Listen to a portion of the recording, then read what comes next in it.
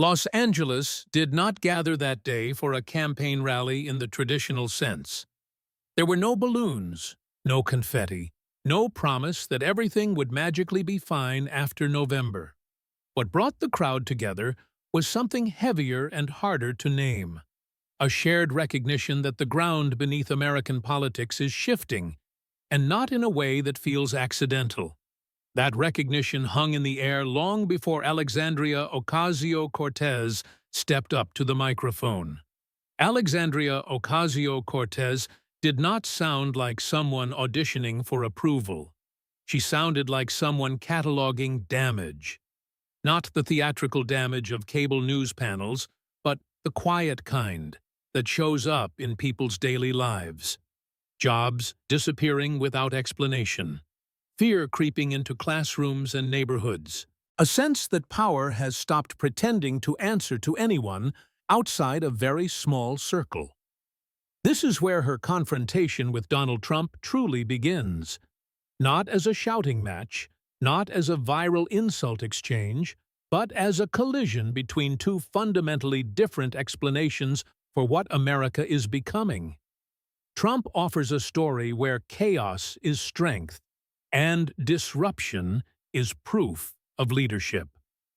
AOC offers a story where chaos is cover, and disruption is a tool used by those who profit from instability. The crowd in Los Angeles did not need footnotes to understand the difference. Trump's America thrives on spectacle. Every crisis is framed as an emergency that only one man can fix. Every institution that resists him becomes an enemy of the people. In that universe, fear is not a side effect. It is a feature. Fear keeps attention locked in place, even when nothing improves. AOC's America, at least as she describes it, is built around something far less exciting. Accountability, limits, rules that apply even when they are inconvenient. That kind of politics does not generate dopamine spikes. It generates resistance because it threatens people who are used to operating without constraints. And nothing irritates unchecked power more than someone insisting it explain itself. The tension in Los Angeles was not anger for anger's sake. It was recognition. Recognition that what Trump calls strength often looks like immunity. Recognition that what his allies call efficiency often feels like erasure. Recognition that when people are told to stop complaining while their lives become more expensive and more precarious, something is deeply broken. Here is the first uncomfortable question that hangs over this confrontation. If Trump's system truly works for everyday Americans, why does it require so much distraction to defend it? Why must immigration, culture wars, and constant outrage do so much heavy lifting? Why does every criticism need to be reframed as betrayal? Systems that deliver results usually do not need this many enemies. AOC's speech did not accuse Trump supporters of being ignorant or evil. Instead, she aimed her critique upward, at money, at influence, at a political economy where billionaires can gamble with markets while working people are told to be patient. That framing is precisely what makes her dangerous to Trumpism, because it redirects anger away from identity and toward structure. Trump's genius, if one wants to call it that, has always been his ability to personalize everything. Every problem has a villain. Every failure has a scapegoat. Complex systems become soap operas with clear heroes and traitors. AOC refuses to play that game. She talks about incentives, not just personalities, and that robs Trump of his favorite weapon. There is a dark humor in how Trump paints himself as an outsider while surrounded by people who have never experienced consequence. Private jets, special access, golden parachutes, disguised as patriotism. AOC points to that contradiction without shouting, which somehow makes it land harder. It forces listeners to ask whether rebellion still counts as rebellion when it is bankrolled by the richest people in the country. Another question cuts even closer. Why does Trump's vision of freedom always seem to require someone else losing theirs? Why do protections for workers get framed as oppression, while protections for wealth are treated as sacred? Why does law and order vanish the moment it applies upward instead of downward? These are not radical questions. They are basic ones, which is precisely why they unsettle the status quo. The Los Angeles crowd responded not with frenzy, but with something closer to grim agreement. They recognized the pattern AOC was describing because they live inside it. Rents rising faster than wages. Healthcare tied to jobs that feel increasingly unstable. A sense that no matter how hard you work, someone else is always quietly extracting value from your effort. Trump's response to this reality has never been to challenge extraction. It has been to redirect blame. If things feel worse, it must be because someone else took what was yours. Immigrants, activists, teachers, journalists, anyone except the people writing the rules. AOC flips that logic. She suggests that the reason things feel harder is not because your neighbor got more, but because someone far away took too much. That idea is not flashy. It does not come with chants or slogans that fit on a hat, but it has a dangerous quality all its own. It makes people start asking who benefits. This is where Trump and AOC stop merely disagreeing and start threatening each other's foundations. Trump needs politics to feel tribal. AOC needs it to feel economic. Trump thrives when people argue about identity. AOC gains ground when people argue about power. Only one of those conversations can coexist with billionaires remaining untouchable. The confrontation, then, is not about tone or age or ideology. It is about exposure. Trump's model depends on noise. AOC's model depends on clarity. Noise can drown out clarity for a long time, but it cannot erase lived experience. Eventually, people compare promises to outcomes. The first act of this conflict ends not with a punchline, but with a warning disguised as a question. If democracy becomes a system where markets are manipulated upward and accountability only flows downward, how long can loyalty hold it together? If fear keeps being used as fuel, what happens when it runs out? And if the choice really is oligarchy or democracy, as AOC suggests, how long can the country pretend it does not have to choose? Money is the quiet character in this story, the one that never speaks on stage but controls the lighting. In Los Angeles, Alexandria Ocasio-Cortez kept circling back to it, not as a slogan, but as a diagnosis. She talked about billionaires the way doctors talk about untreated infections, not to scare people, but to explain why the symptoms keep getting worse no matter how often they are ignored. And this is where her clash with Donald Trump becomes impossible to separate from economics. Trump does not deny money's influence. He celebrates it. In his world, wealth is proof of virtue, and power is proof of intelligence. If you are rich, you must be right. If you are powerful, you must deserve it.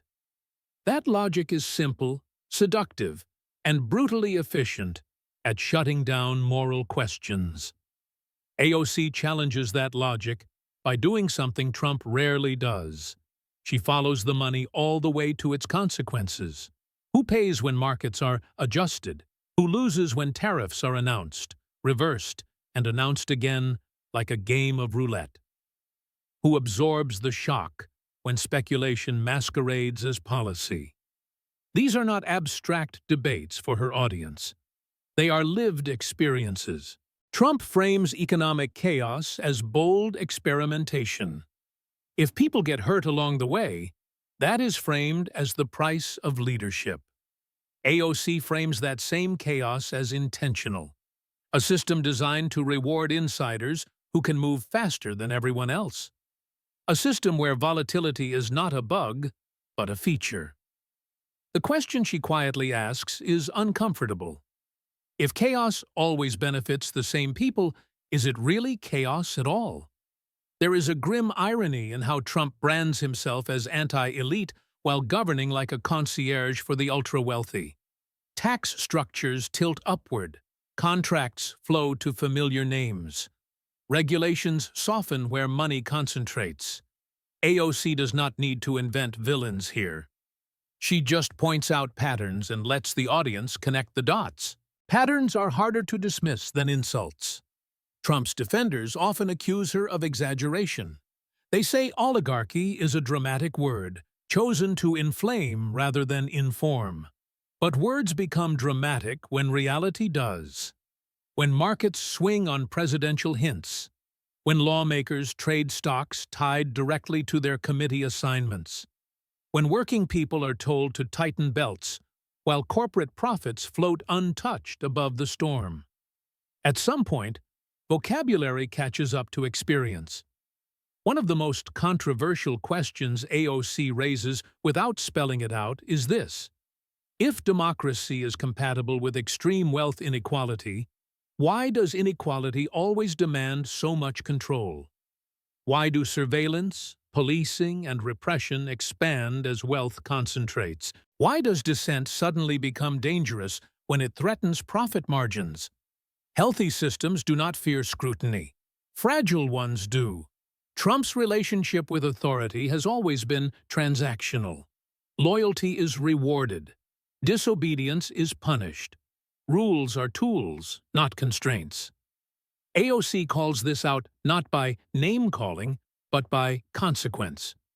When power is personalized, rights become conditional. And conditional rights are not rights at all.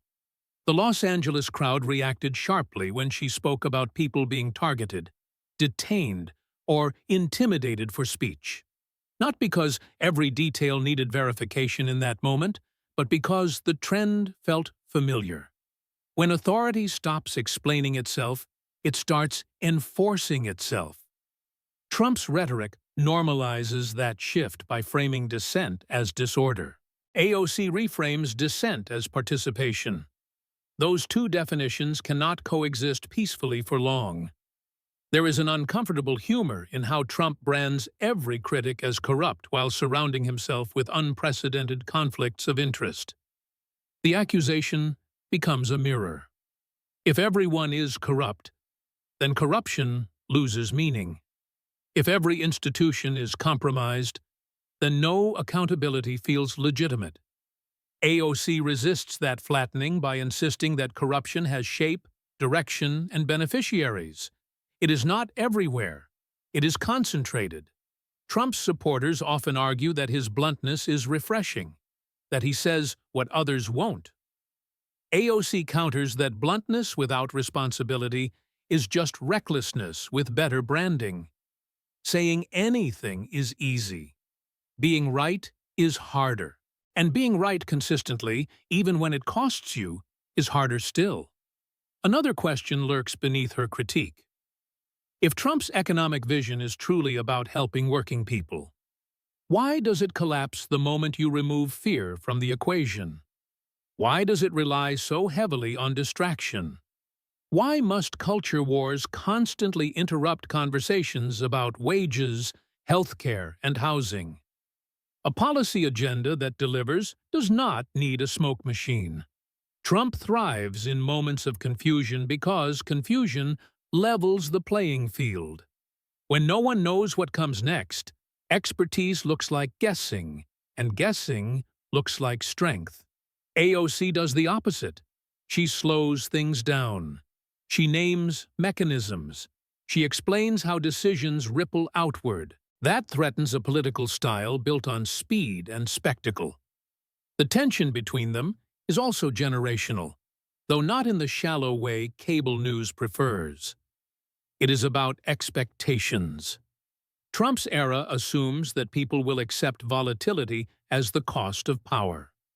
AOC's generation questions why volatility is always imposed downward, why instability is normalized for renters but intolerable for investors.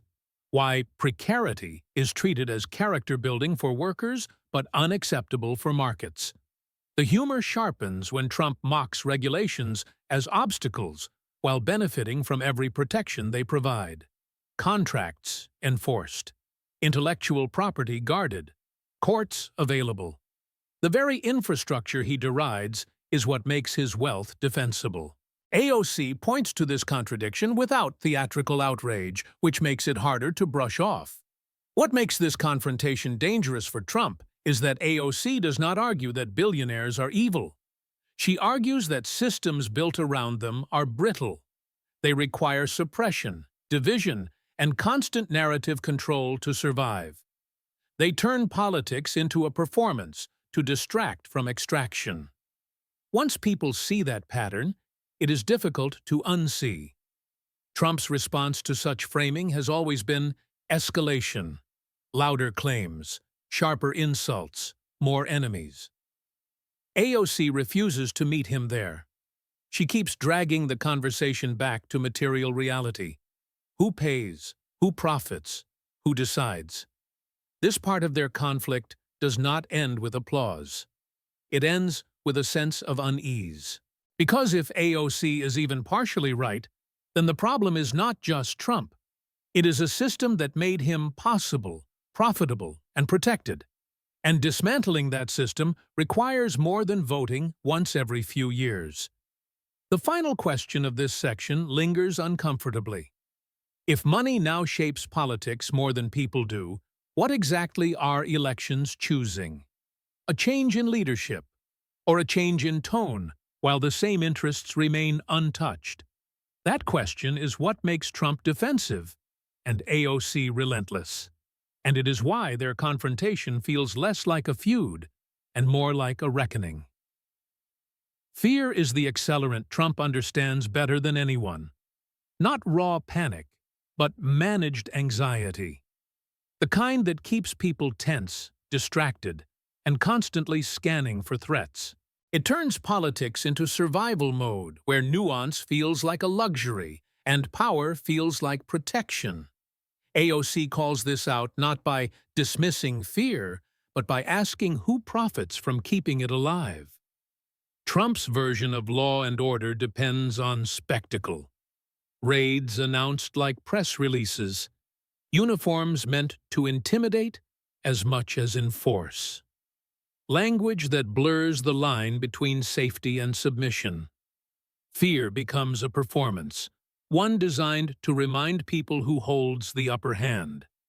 AOC reframes it as something else entirely.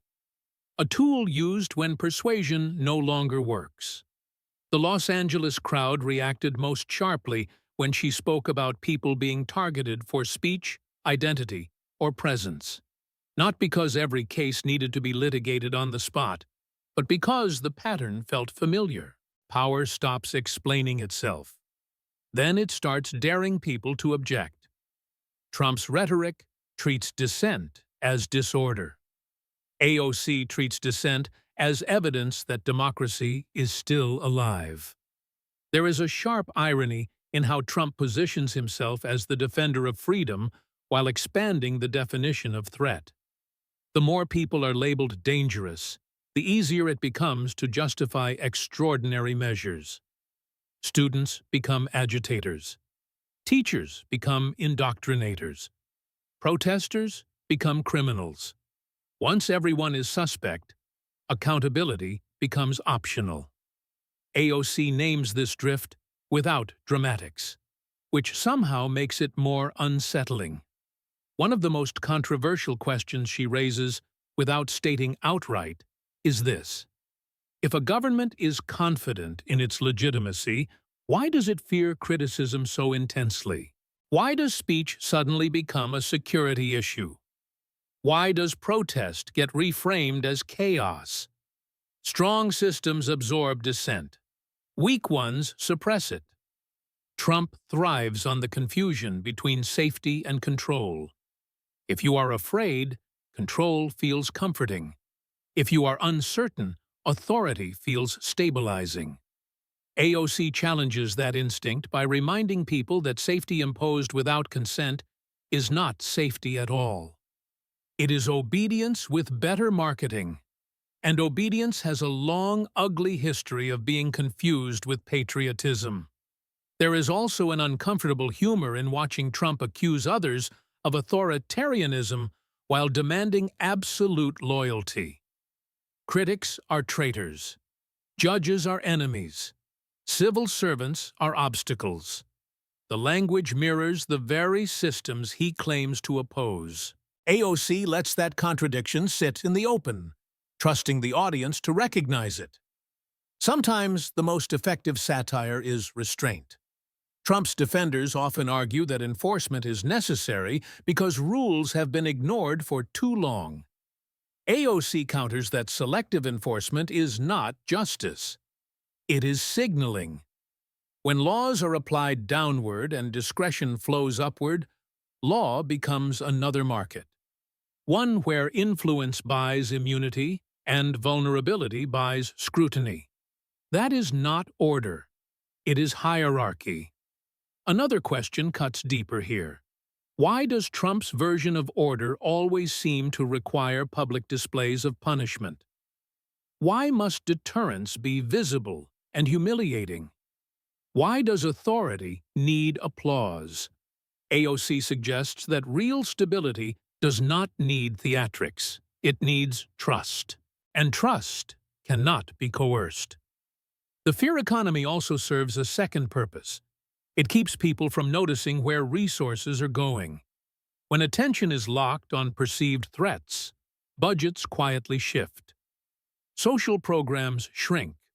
Contracts expand. Enforcement grows while support withers. AOC links this directly back to money, insisting that fear is not just emotional, it is profitable. Trump's genius is making fear feel personal. Your job, your neighborhood, your identity. AOC resists that personalization by zooming out.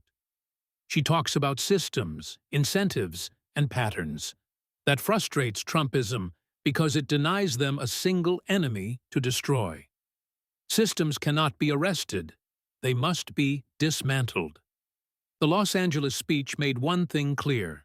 AOC is not asking people to choose between safety and freedom. She is asking why they have been told those are opposites. Trump's politics depend on that false choice. Because once people believe freedom is dangerous, control feels reasonable. And once control feels reasonable, accountability feels optional. The generational divide sharpens here. Older political instincts assume that order must come before justice. You calm things down first, then you fix them later. AOC's generation questions whether order imposed without justice is ever truly stable. History suggests it is not. It only looks stable until it breaks. Trump often mocks this perspective as naive. He frames complexity as weakness, restraint as indecision. AOC flips that script by arguing that restraint is the hardest form of strength. It requires saying no when you could say yes. It requires limits when power tempts excess. And it requires patience in a culture addicted to immediacy. Another uncomfortable truth surfaces here. Fear makes people easier to govern, but harder to lead. Trump governs through fear. AOC tries to lead through solidarity. One strategy demands obedience, the other demands participation. Only one survives without constant escalation. The confrontation deepens because these approaches produce very different futures. Trump's path requires more enforcement, more suspicion, more spectacle each time fear fades. AOC's path requires investment, trust building, and time. Fear moves faster. Trust lasts longer. That is the trade-off neither side can avoid. As this part of the conflict closes, the central tension becomes unavoidable. If fear is the primary tool of governance, then who decides when it is justified? Who defines the threat? Who benefits from its expansion? AOC insists those questions must be asked now, before fear becomes habit. Trump insists they should never be asked at all. And that is why their clash feels less like a policy debate and more like a warning signal. Not about one leader or one movement, but about what happens when a country starts confusing control with safety, and when questioning power is treated as the real danger. There is a strange comedy at the center of Trump's political brand, and it is not accidental. It is the comedy of contradiction, performed so confidently that many people stop noticing it. He presents himself as the ultimate outsider while operating like a permanent VIP. He rails against corruption while monetizing proximity to power. And somehow, the louder the contradiction becomes, the more loyal his audience grows. Alexandria Ocasio-Cortez understands this dynamic better than most of his critics. She does not laugh at Trump's voters. She laughs at the system that tells working people to distrust government while quietly emptying their pockets. Her humor is not about mocking accents or personalities. It is about exposing absurdity. And absurdity, once exposed, is hard to defend with a straight face. Trump's America runs on spectacle, the way casinos run on flashing light. Everything is designed to keep your eyes up and your wallet open. Tariffs announced like game show twists, markets nudged, then reversed, like someone testing how fast insiders can move. If you feel dizzy, that is not a side effect.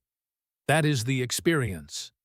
AOC points to this and asks a question that sounds almost too simple. If leadership is supposed to create stability, why does instability always seem to benefit the same people? Why do the costs land on retirees, renters, and workers, while the gains float upward untouched? Why does winning so often look like someone else losing quietly? The joke, she implies, is that chaos has been rebranded as strength. Trump has always treated politics like a brand extension. Every controversy keeps the logo visible. Every outrage drives engagement. Every insult is a marketing hook. AOC treats politics like infrastructure. If it works, nobody notices. If it fails, everyone pays. The contrast produces moments of unintentional satire. Trump mocks regulations while relying on contracts enforced by the very system he dismisses. He attacks government incompetence while staffing agencies with loyalists whose primary qualification is loyalty. He calls himself a victim of elites while dining with them. AOC does not need to exaggerate this. She simply lays it out and lets the audience sit with the contradiction.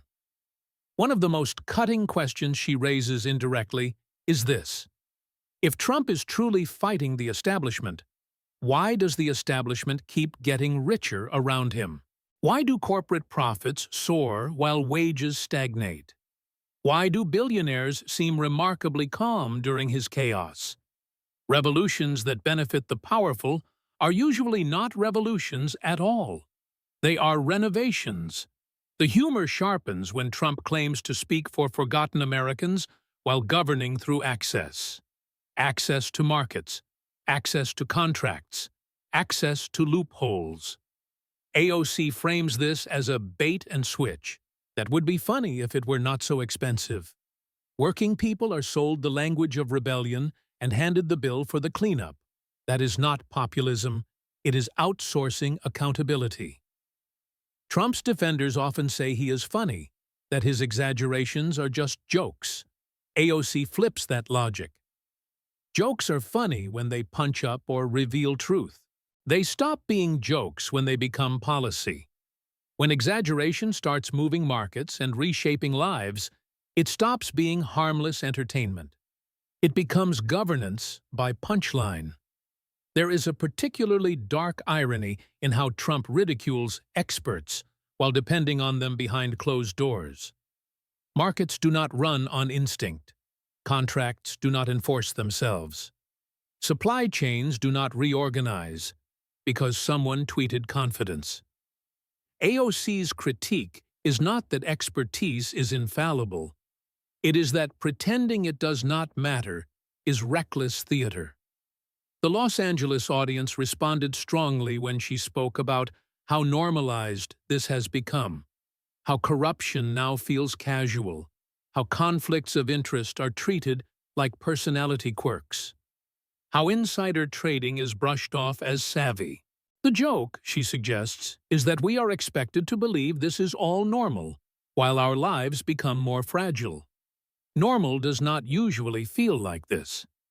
Another question cuts through the laughter. Why is it considered radical to ask elected officials not to trade stocks tied to their power? Why is it controversial to expect lawmakers to govern without betting on the outcome? Why does transparency feel threatening to people who claim to have nothing to hide? If corruption were truly exaggerated, it would not require so much defense. Trump's brand of humor often relies on humiliation. Someone has to lose for the joke to land. AOC's humor relies on exposure. The system looks ridiculous once you see how it works. Those are very different instincts. One reinforces hierarchy. The other undermines it. This difference explains why Trump mocks her relentlessly. Not because she is wrong, but because she refuses to play his game. She does not respond with nicknames. She does not chase every provocation. She stays focused on material conditions. That deprives Trump of the oxygen he thrives on. Nothing frustrates spectacle more than being treated as irrelevant to the real issue. The satire becomes almost surreal when Trump accuses others of manipulation while manipulating markets in plain sight. When he warns about government overreach while expanding executive power. When he claims to protect workers while attacking the programs that keep them afloat. AOC does not shout about hypocrisy. She treats it like a pattern. Patterns are harder to dismiss than insults. The laughter in this confrontation is not joyful. It is the kind that comes from recognizing something deeply wrong. The laugh you give when the bill arrives and it is higher than expected. The laugh you give when someone explains a scam and you realize you have been living inside it. AOC's humor works because it respects the audience's intelligence. It assumes people can handle the truth without being coddled. Trump's humor assumes something else, that people want to be entertained more than they want to understand. That outrage is easier to sustain than reflection. That jokes can substitute for answers. AOC challenges that assumption by refusing to be funny at the expense of clarity. Her jokes point somewhere. They lead to questions. Here is one of the most dangerous questions of all. If corruption has become this visible and this normalized, what happens when people stop being shocked by it? What happens when absurdity no longer registers as absurd? What happens when laughter turns into resignation? That is the moment systems tip from dysfunctional to irreversible. This is why Trump's chaos and AOC's clarity cannot coexist comfortably. Chaos depends on short attention spans. Clarity depends on sustained focus. Chaos laughs at rules. Clarity asks why they exist and who they protect. Only one of these approaches can dominate without collapsing under its own weight. As this part of the confrontation closes, the humor fades into something heavier. Because jokes only work when there is still room to fix what they expose. AOC's satire is a warning disguised as wit. Trump's satire is a distraction disguised as strength. The difference matters more than tone. The lingering question at the end of this section is not whether Trump is funny or AOC is serious. It is whether a country can laugh its way through systemic failure, whether mockery can replace reform, and whether chaos, once branded as leadership, can ever be unbranded again. Trump does not fear Alexandria Ocasio-Cortez because of a single speech, a viral clip, or a sharp exchange. He fears her because she threatens the architecture of his power. not its surface. His politics depend on a familiar axis of conflict: culture versus culture, identity versus identity, spectacle versus spectacle. AOC rotates that axis 90 degrees and forces the argument to run through class, money, and material consequence. That shift is far more destabilizing than any insult could ever be. Trump is comfortable fighting enemies he can caricature. He thrives when the opposition can be reduced to a personality, a punchline, or a stereotype.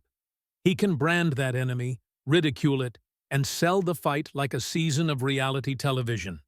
AOC does not fit neatly into that format. She refuses to argue about who she is and insists on arguing about how power works. That robs Trump of his favorite stage. The deeper threat is generational, but not in the shallow sense of age. It is about expectations of accountability.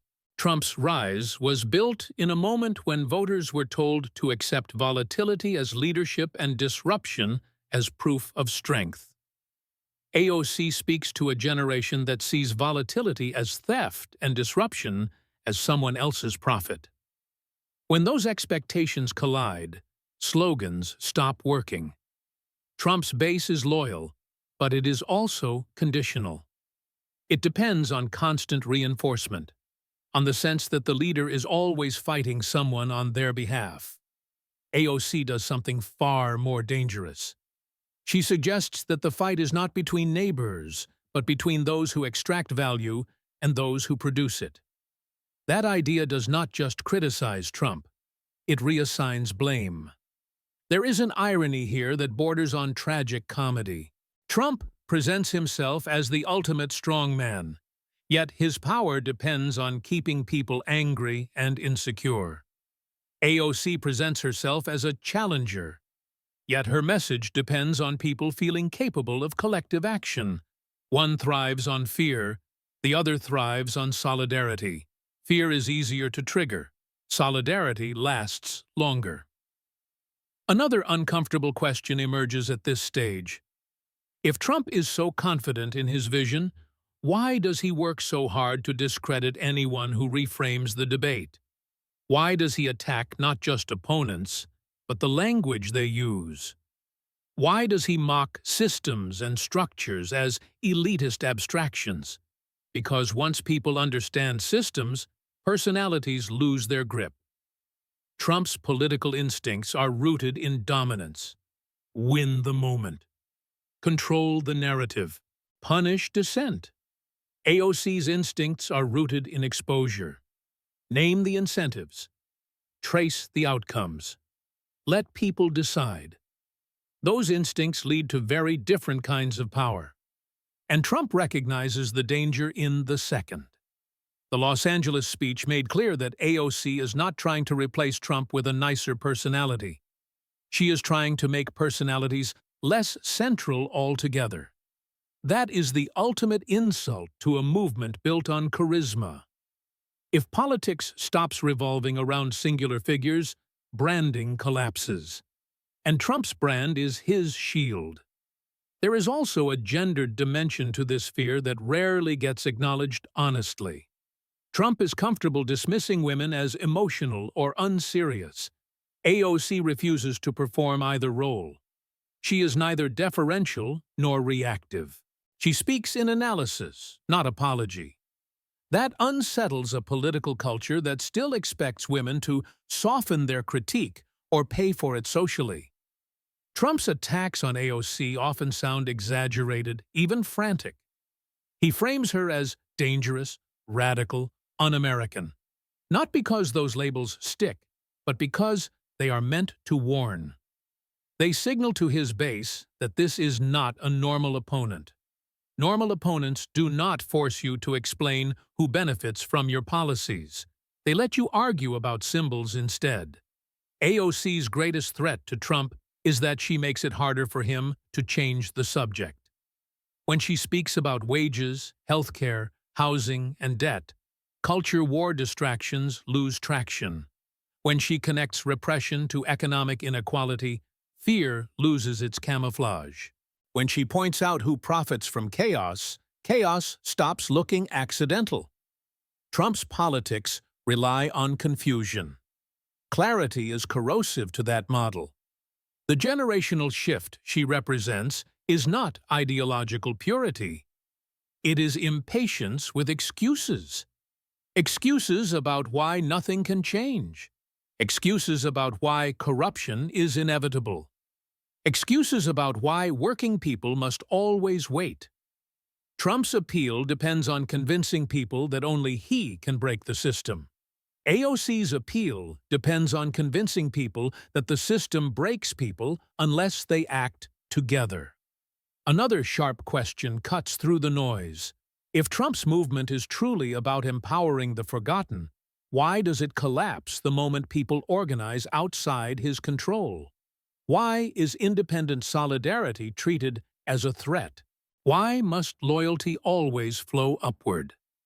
Empowerment that cannot tolerate autonomy is not empowerment. It is dependency.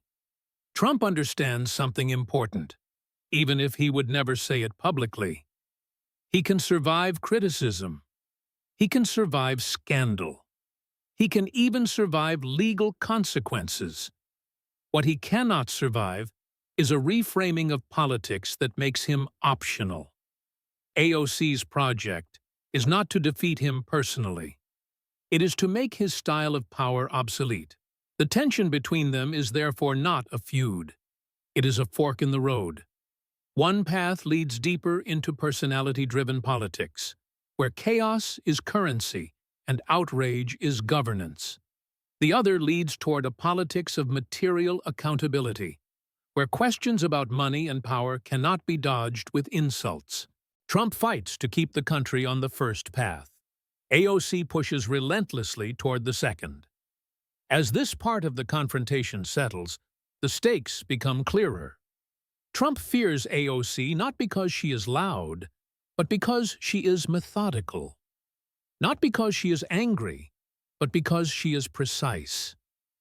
Not because she attacks him, but because she exposes the system that sustains him.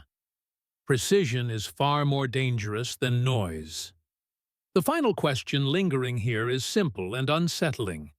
If politics stops being about who shouts the loudest and starts being about who explains the clearest, who really loses power, and who finally gains it. By this point, the confrontation between Trump and Alexandria Ocasio-Cortez has stopped feeling like a clash of personalities. It feels like a test the country keeps postponing. Not a test of ideology, but of tolerance. How much instability Americans are willing to accept in exchange for the comfort of familiar narratives. How much exhaustion they are willing to normalize before calling it a warning sign. Trump's strength has always been his ability to turn fatigue into loyalty. When people are overwhelmed, simplicity becomes attractive. Clear enemies, clear slogans, clear promises that do not require patience. AOC disrupts that rhythm by insisting that complexity is not elitism. It is honesty. And honesty, while slower, does not rot as quickly as outrage. There is a dangerous temptation in American politics to treat exhaustion as wisdom.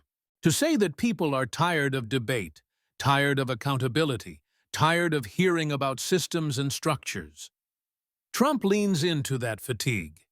He offers emotional closure instead of solutions. AOC refuses that shortcut. She argues that premature closure is how problems fossilize. Another uncomfortable question surfaces here. If voters are exhausted, who exhausted them? Was it the demand for truth or the endless cycle of manufactured crises? Was it accountability or the constant escalation of fear? Fatigue does not appear on its own. It is produced. And it is profitable. Trump's politics depend on keeping the country in a permanent state of reaction. Every day brings a new controversy. Every week, a new enemy. Every cycle, a new distraction. AOC challenges that pace by slowing the conversation down and asking people to stay with discomfort a little longer. Discomfort is where learning happens. Reaction is where control happens.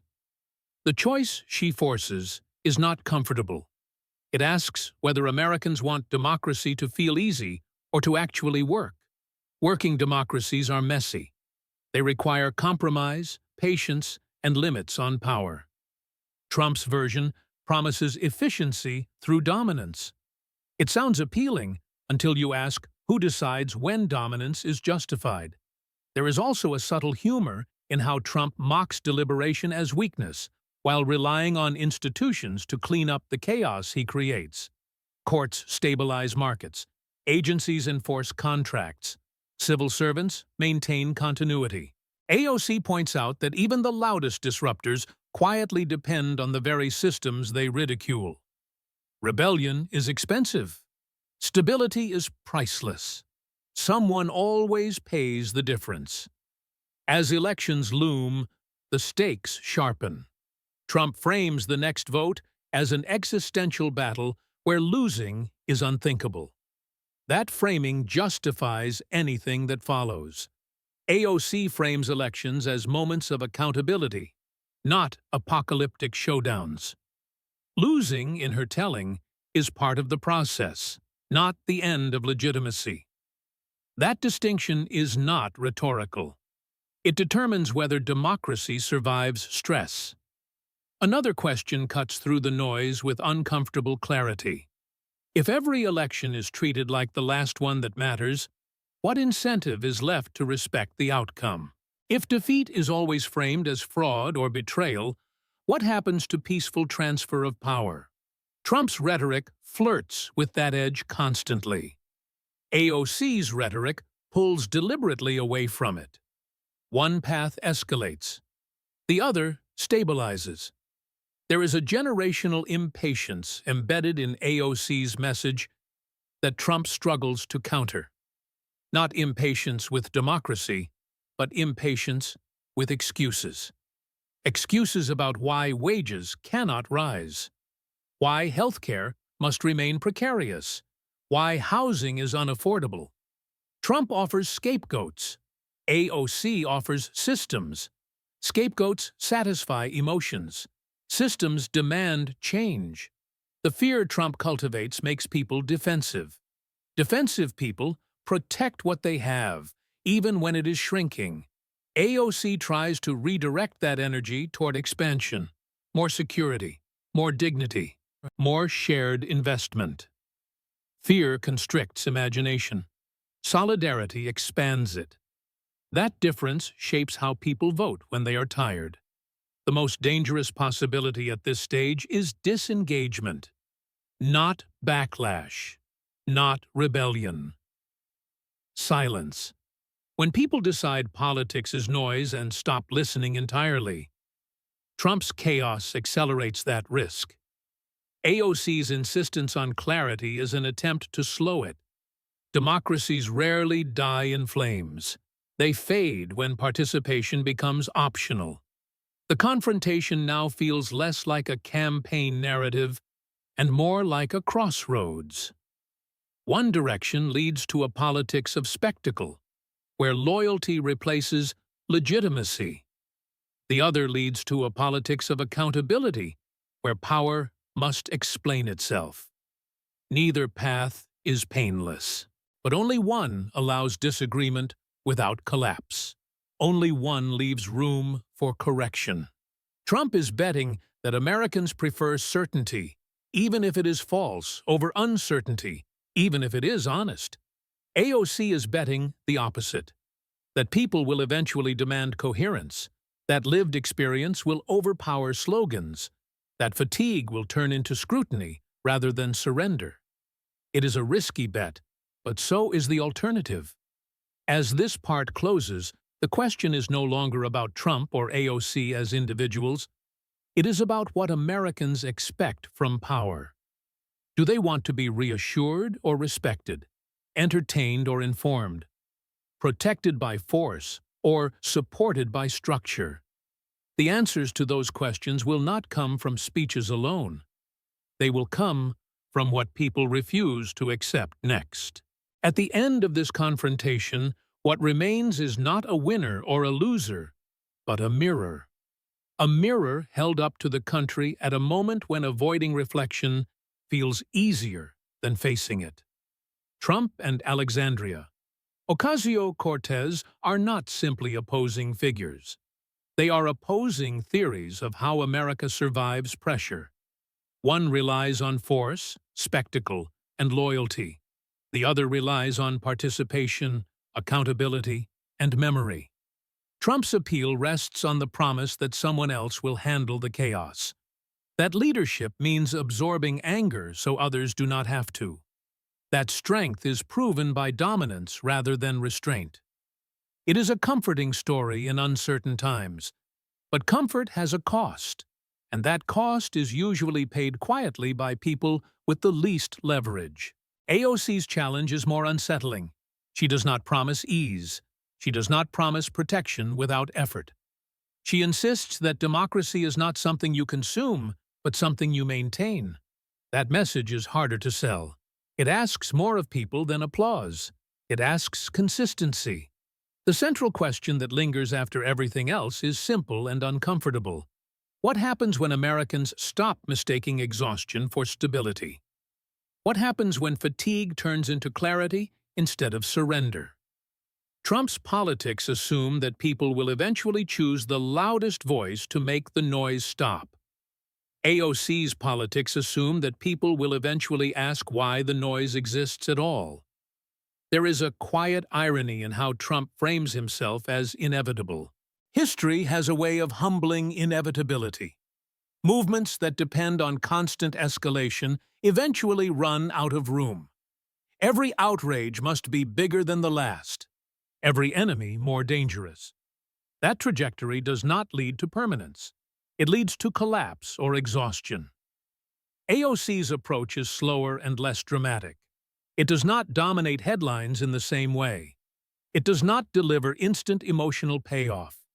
But it builds something Trump's style cannot easily undo. Expectation. Once people expect explanations instead of slogans, power has to adjust or retreat. The real confrontation, then, is not between these two figures. It is between two futures Americans are being asked to choose between without always being told that a choice exists. A future where politics is theater and outrage is currency, and a future where politics is infrastructure and outcomes matter more than branding. Trump offers a kind of clarity that feels decisive, but avoids responsibility. Someone is always to blame. Someone is always out to get you. Someone else is always the reason nothing works. AOC offers a clarity that demands responsibility. Systems are named, incentives are traced, power is located, not mythologized. There is a reason Trump treats AOC as a threat even when she is not the central figure in a race. She represents the possibility that people stop waiting for a savior, that they stop confusing personality with policy, that they stop mistaking volume for vision. Movements built on charisma struggle when attention shifts to structure. As this story closes, the stakes are no longer abstract. They show up in rent notices, in medical bills, in job insecurity, in classrooms and courtrooms, and quiet conversations about whether speaking up is worth the risk. Trump's answer is to promise control. AOC's answer is to promise solidarity. Only one of those grows stronger when shared. The final question is not whether America is divided. It clearly is. The question is whether division will continue to be exploited or finally addressed, whether fear will remain a governing strategy or be recognized as a warning sign, whether democracy will be treated as a brand or as a responsibility. History rarely announces turning points with certainty. They are often only obvious in hindsight. This confrontation may not feel decisive in the moment, but it reveals something essential. that the future of American politics may depend less on who wins arguments and more on who changes what arguments are allowed to matter. If politics continues to reward chaos, Trump's model will persist in one form or another. If politics begins to reward clarity, patience, and accountability, AOC's model will spread beyond any single person. That choice will not be made by speeches alone. It will be made by what people tolerate, what they question, and what they refuse to accept as normal. And that is where the story truly ends. Not with Trump, not with Alexandria Ocasio-Cortez, but with a country deciding whether power exists to dominate it or to serve it.